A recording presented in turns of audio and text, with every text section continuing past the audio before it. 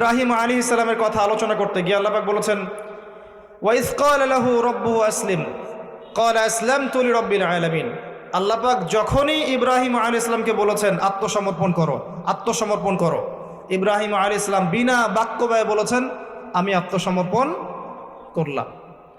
যেমন আল্লাহ পাক ইব্রাহিম আলাইহিস সালামকে বলছেন স্ত্রী সন্তানকে রেখে আসো ওই কাবা ঘরের পাশে, ওখানে কিন্তু কোনো মানুষ নাই, কোনো খাবার নাই, কোনো পানিও নাই, আছে?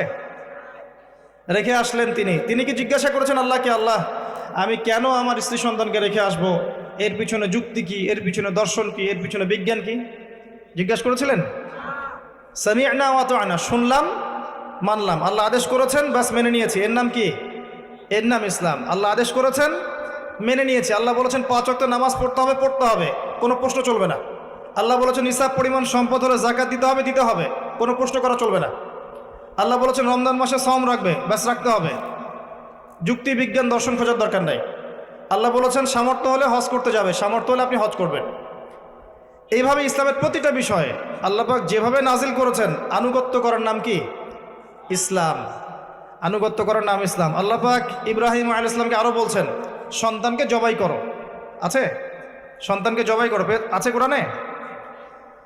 তিনি সন্তানকে ডেকে বলছেন ইয়া বুনাই ইন্নী আরা ফিল মানামি আন্নী আযবাহুকা ফানজুর মাযা তারা, হে আমার সন্তান আমি স্বপ্নে দেখেছি আমি তোমাকে কুরবানি করছি, তোমার কি রায় তুমি বলো।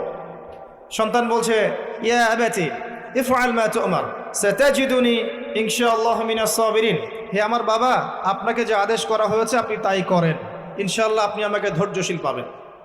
কে বলছে এই কথা? ইসমাইল আলাইহিস সালাম, যাকে মানুষ করেছেন তার মা একা, হাজেরা আলাইহিস সালাম, একা একটা মা। এই জন্য আমরা বলি একটা মা একটা সমাজকে বদলাতে পারে। যদি মা হাজেরা আলাইহিস সালামের মতো হয়, তিনি এমন সন্তান জন্ম দিতে পারবেন যেই সন্তান সারা বিশ্ব পাল্টে ফেলবে ইনশাআল্লাহ। বুঝতে পারছেন? তার বাবাকে কিন্তু, তার সন্তান ইসমাইল আলাইহিস সালামকে কিন্তু তার বাবা মানুষ করেননি। আমার কথা মানে বুঝতে পারছেন না? তাকে কিন্তু তার বাবা মানুষ করেননি, তার মা মানুষ করেছেন।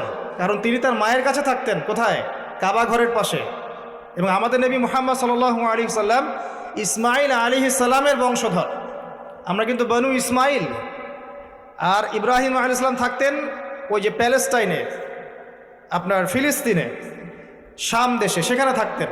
সেখানে তার আরেকজন স্ত্রী ছিল, তার নাম সারা আলাইহিস সালাম। তার গর্ভে এক সন্তান হয়েছে, তার নাম কি? ইসহাক আলাইহিস সালাম। তারপর ইয়াকুব, আস্তে আস্তে বনু ইসরাইল, দাউদ, সুলাইমান, ইউসুফ সব এই বংশে, নবী মুসা, ঈসা সব এই বংশে। আমাদের নবী মুহাম্মদ সাল্লাল্লাহু আলাইহি সাল্লাম ইসমাইল আলাইহিস সালামের বংশে। কথা কি বুঝতে পারছেন? তো দেখেন এই যে বাচ্চা ইসমাইল আলাইহিস সালাম, যার বয়স হবে তখন মাত্র 10 বছর বা 15 বছর, তিনি বলছেন হে আমার আব্বা আপনি যা স্বপ্ন দেখেছেন, আপনাকে যে আদেশ করা হয়েছে আপনি সেটাই করেন, আমাকে সবরকারী পাবেন ইনশাআল্লাহ। আমাদের এখনকার এই বুদ্ধি প্রতিবন্ধী টিকটক প্রজন্ম এটা করতে পারবে? পারবে? আল্লাহর জন্য যদি ওদের জীবন দেওয়ার প্রশ্ন আসে, পারবে? একটা ক্লিপের জন্যে কত কি করছে দেখছেন না? মানুষের কাতারে আর পড়ছে না। ওই যে একটা আয়াত আমি বারবার বলি, লাহুম কুলুবুন লা ইয়াফকাহুনা বিহা, কলব আছে উপলব্ধি করে না। ওয়া লাহুম আযানুন লা ইয়াসমাউনা বিহা, আল্লাহ পাক কান দিয়েছেন শোনে না, শুনতেই চায় না।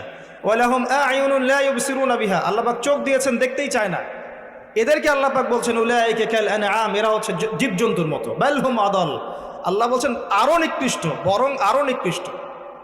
উলাইকা হুমুল গাফিলুন, এরা গাফিল সম্প্রদায়। আসেন, আমি ইসলাম বুঝাচ্ছিলাম। ইসমাইল আলাইহিস সালামকে যখন কুরবানি করতে বললেন আল্লাহ পাক ইব্রাহিম আলাইহিস সালামকে বলেছিলেন এর পিছনে বিজ্ঞান কি, এর পিছনে যুক্তি কি, এর পিছনে দর্শন কি জিজ্ঞেস করেছেন? আল্লাহ আদেশ করেছেন, ব্যাস মানতে হবে। এর নাম কি? এর নাম ইসলাম, এটার নাম ইসলাম। এই কনসেপ্টকে কেউ যদি বলে এটা মৌলবাদী কনসেপ্ট, আপনি বলবেন যে হ্যাঁ আমি মৌলবাদী হিসেবে গর্বিত। আপনি তখন বলবেন হ্যাঁ আমি মৌলবাদী হিসেবে গর্বিত, কারণ আল্লাহ পাক যা আদেশ করেছেন আমাকে মানতেই হবে, কিচ্ছু করার নাই আমার। যদি না মানি তাহলে পৃথিবীতে আমি বেঁচে গেলেও পরকালে বাঁচতে পারবো না। পারবো? আল্লাহ বলেছেন সালাত কায়েম করতে হবে, আমি কি এর পিছনে বিজ্ঞান যুক্তি দর্শন খুঁজে তারপর মানবো? না আল্লাহ বলেছেন বাস মানবো। কোনটা? সামি'না ওয়া আতা'না, শুনলাম মানলাম। সামি'না ওয়া আতা'না, আল্লাহ বলেছেন শুনেছি বাস মেনেছি। সূরা বাকারার শেষের দিকে আছে না, ওয়া ক্বালু সামি'না ওয়া আতা'না। ঈমানদারদের বৈশিষ্ট্য হচ্ছে তারা বলে আমরা শুনলাম মানলাম। আর যারা ইহুদি তারা বলে সামি'না ওয়া আসাইনা, আমরা শুনলাম কিন্তু মানলাম না। এই সূরার মধ্যেই আছে, সম্ভবত 89 কি 90 নম্বর আয়াতের দিকে দেখে নিয়েন। তো এখান থেকে আপনাকে ইসলামের সংজ্ঞা বুঝতে হবে যে প্রত্যেক নবী মুসলিম ছিলেন এবং তখন যে আসমানি কিতাবগুলো নাজিল করা হয়েছিল সেগুলোর আনুগত্যের মধ্যেই শান্তি কামিয়াবি ছিল। কোনো নবী অমুসলিম ছিলেন না। আর ইসলাম কি জিনিস? আল্লাহর আদেশের সামনে আত্মসমর্পণ করে দেয়া, মাথা নত করে ফেলা বিনা কারণেই। হ্যাঁ, প্রতিটা বিষয়ের পিছনে কারণ অবশ্যই আছে, যুক্তি আছে, বিজ্ঞান আছে, দর্শন আছে, কিন্তু সব কিছু আমার বুঝে আসতে হবে জরুরি না। আমার জ্ঞান সীমিত, আল্লাহ পাকের জ্ঞান অসীম। আল্লাহ পাকের জ্ঞান অসীম, আমার সীমিত জ্ঞান আল্লাহর অসীম জ্ঞান ধরতে পারবে? আমার সীমিত জ্ঞান দিয়ে কি আমি আল্লাহ পাকের অসীম জ্ঞানকে যাচাই বাছাই করতে পারবো? পারবো না। এই জন্য সবচেয়ে ভালো বুদ্ধি হচ্ছে সামিআনা ওয়া আতাআনা। আল্লাহ বলেছেন, শুনেছি, বাস মেনেছি। এখন দেখতে হবে কথাটা সত্যি আল্লাহ বলেছেন কিনা, আর কথাটা সত্যি নবী বলেছেন কিনা, এটা নিশ্চিত করতে হবে আগে। এটা নিশ্চিত করতে হলে আমাকে কোরআন এবং সুন্নাহ ঘাটাঘাটি করতে হবে, এবং কোরআন এবং সুন্নাহর বিষয়ে পারদর্শী যারা তাদেরকে জিজ্ঞাসা করতে হবে, ব্যাস যথেষ্ট। এরপর যখন প্রমাণ হয়ে যাবে যে হ্যাঁ এটা কোরআনে আছে, এটা সুন্নাহে আছে, তখন এর ডানে বামে যাওয়ার সুযোগ আছে আমার। ডানে বামে না গিয়ে যদি আমি এর উপরে থাকি, এখন কেউ আমাকে বলে যে তুমি মৌলবাদী মুসলিম, তাহলে আপনি কি বলবেন? বলবেন যে আমি এটাতেই গর্বিত। আপনার কোনো সমস্যা? আল্লাহ পাক বলেছেন আমাকে ইসলামের মৌলিক বিষয়গুলো মেনে চলতে, আমি মেনে চলি। আর কোনো বিষয়ের মৌলিক বিষয় না মেনে চললে সে ওই বিষয়ে দক্ষ হতে পারবে না। পারবে? কেউ যদি ডক্টর হতে চায়, ডক্টর, তো মেডিকেল সায়েন্সের মৌলিক বইগুলো পড়তে হবে না? মৌলিক মূলনীতি মেনে চলতে হবে না?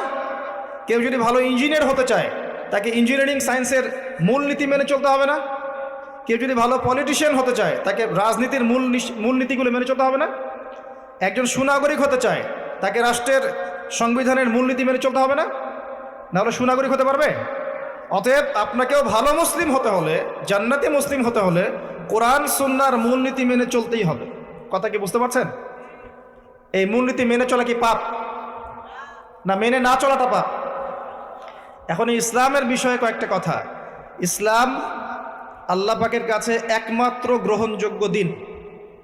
এই ইসলামটা আল্লাহ পাকের কাছে একমাত্র গ্রহণযোগ্য দিন, অন্য কোনো দিন আল্লাহর কাছে গ্রহণযোগ্য নয়। কোথায় আছে? সূরা আলে ইমরান আয়াত নাম্বার 19। আল্লাহ পাক বলছেন ইন্না দীনা ইনদাল্লাহিল ইসলাম। আল্লাহর কাছে একমাত্র গ্রহণযোগ্য দিনের নাম কি? ইসলাম। এখন ইসলাম কি শুধু একটা ধর্ম, না একটা জীবন ব্যবস্থা? ইসলামে কি সব কিছুর সমাধান আছে না নাই? তাহলে ইসলাম একটা শুধু কৃষ্টি কালচারের নাম নয়, বরং একটা কমপ্লিট কোড অফ লাইফ। আপনার পুরো জীবনের সব কিছু এখানে আছে।